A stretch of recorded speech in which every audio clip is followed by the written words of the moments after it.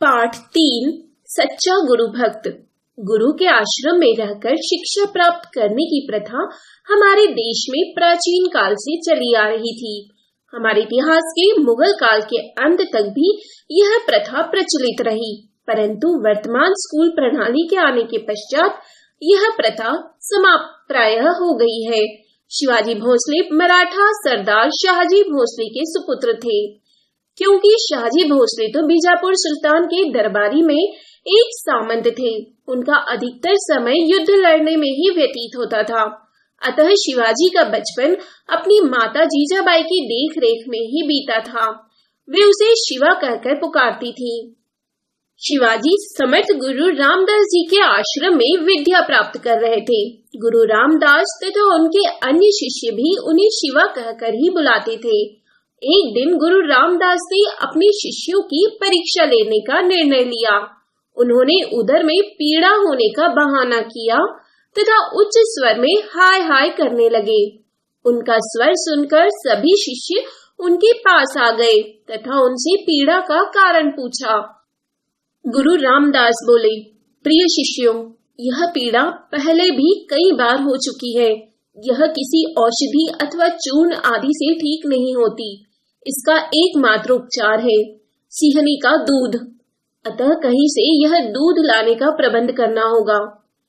सिहनी का नाम सुनते ही सभी शिष्य भयभीत हो गए, परंतु शिवाजी आगे बढ़कर बोले, गुरुवर, मैं लाऊंगा सिहनी का दूध आपके लिए। ऐसा कहकर वे एक बर्तन उठाकर निकटवर्ती वन की ओर चले गए।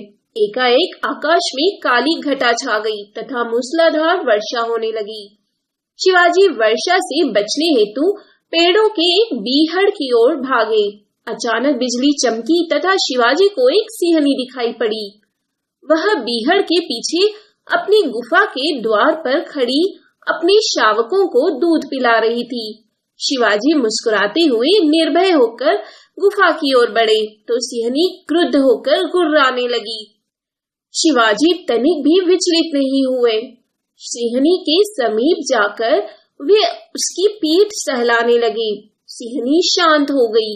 शिवाजी अपने घुटने टेक कर बैठ गए तथा बर्तन में उसका दूध निकालने लगे। दूध निकालने के पश्चात उन्होंने सिंहनी की पीठ पुनः सहलाई तथा आश्रम की ओर वापस चल पड़े। आश्रम में लौटकर वे गुरु रामदास के समीप गए और बोले, गुरुवर, मैं आपके लिए सिंहनी का दूध ले आया हूँ, आप इसे पी लीजिए। शिवाजी के अदम्य साहस तथा गुरु भक्ति से गुरु रामदास गदगद हो गए। उन्होंने शिवाजी को गले लगा लिया तथा मुस्कुराते हुए आशीर्वाद दिया। वत्स, तुम तो दुष्यंत पुत्र भरत के समान वीर हो। कुछ ही समय में तुम एक विशाल स्वतंत्र राज्य के शासक बनोगे तथा मुगल सम्राट भी तुमसे भयभीत रहेंगे। छात्रों, यही शिवा माता जीजाबाई के सुपुत्र आगे चलकर छत्रपति शिवाजी बने, जिन्होंने मराठा राज्य की नींव रखी। यही नहीं, उन्होंने दक्षिण के कई राज्यों को जीता तथा मुगल सम्राट औरंगजेब से भी टक्कर ली। आगे चलकर तुम अपनी इतिहास की पुस्तक में उनके विषय में पढ़ोगे।